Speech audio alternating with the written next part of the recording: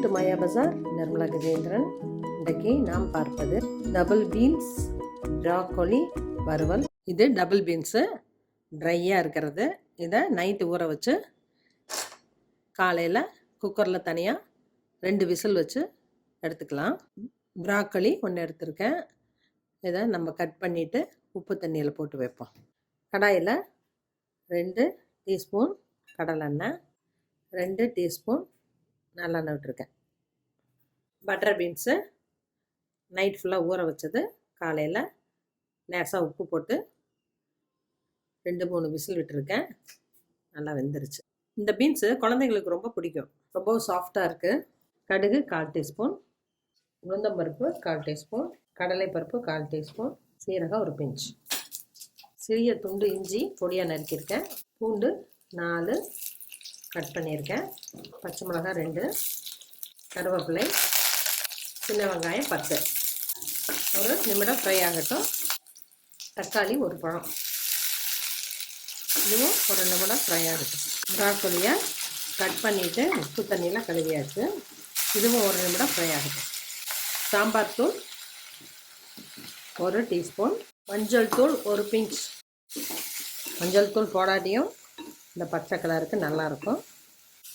மிளகுத்தூள் 1/4 டீஸ்பூன், கறி மிளகாய்த்தூள் 1/4 டீஸ்பூன். இது இல்லாதவங்க கொத்தமல்லி தூள் கொஞ்சம் போட்டுக்கலாம். இந்த பீன்ஸ் வேக வச்ச தண்ணி ஊற்றுற கொஞ்சம் நேரம் காய் வெந்த வெட்டி பீன்ஸை சேர்த்துக்கலாம்.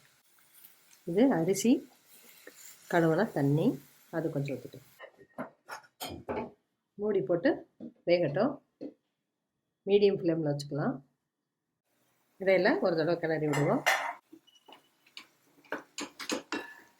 காலிஃப்ளவர் ப்ராக்கோலி எல்லாம் கரெக்டாக வெந்திருக்கணும். ரொம்ப குழஞ்சதான் டேஸ்ட் போயிடும். இப்போ காய்க்கு தேவையான உப்பு போட்டுக்கலாம். வெந்த பீன்ஸையும் போட்டுடலாம். பீன்ஸோட ஒரு 2 மினிட்ஸ் வேகட்டும்.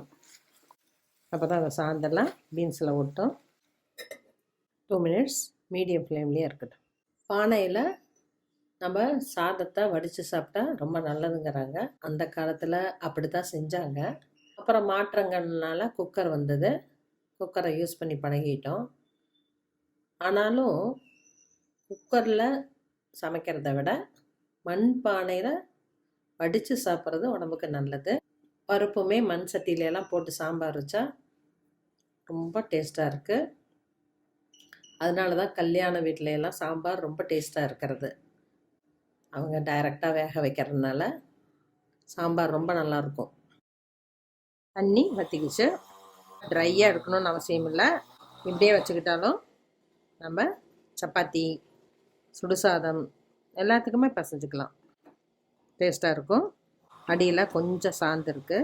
1/2 டீஸ்பூன் தேங்காய் எண்ணெய் ஊற்றி கூட இறக்கலாம். ஸ்டவ் ஆஃப் பண்ணிடுறேன். டபுள் பீன்ஸ் ப்ராக்கோலி வறுவல் ரெடி ஆயிடுச்சு. இது எல்லாத்துக்குமே காம்பினேஷன் நல்லாயிருக்கும். குழந்தைங்களுக்கு அதோட சாஃப்ட்னஸ்னால டபுள் பீன்ஸ் ரொம்ப பிடிக்கும்.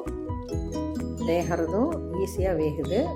இதை அடிக்கடி செஞ்சு பெரியவங்க சாப்பிட்லாம். செஞ்சு பாருங்கள், சாப்பிட்டு பாருங்கள்.